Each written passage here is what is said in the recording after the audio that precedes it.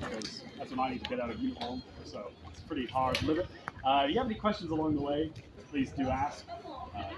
The more sort of precise and strange and intricate, the better, to be honest. I'll just start with a few just general sort of safety, but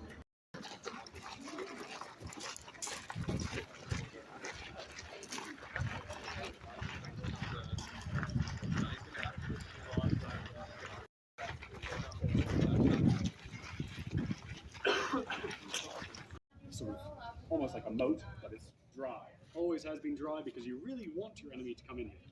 They come in here, you funnel them in quite nicely, and then you can kill them. So the fort was never attacked, by the way, just in case you're worried about where you're standing. The fort was never attacked, so nobody's ever been killed in the ditch.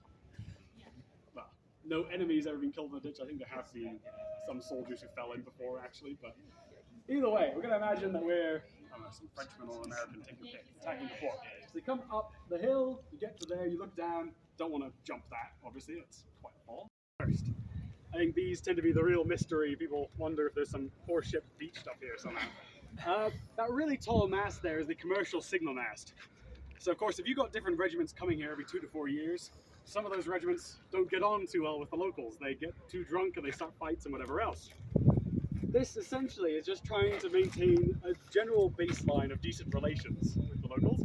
What it is if you'd ordered something from overseas back then, you didn't get the text saying your package is out for delivery or whatever else. You had to go and check down actually at the port, almost just for signaling, is there a totally obsolete by 1870. It's a model 1808 smoothbore muzzle-loading 12-pounder. So, max range of about 800 yards, but you're not hitting anything at that range. 400 yards sort of effectively, which still isn't great.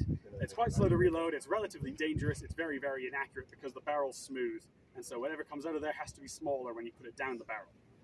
So you never know where that's going to land. If you fired a cannonball from here out of this, and there weren't a bunch of buildings in the way, of course, the cannonball would land quite sort of anticlimactically just in the shallows of the water and wouldn't do any damage.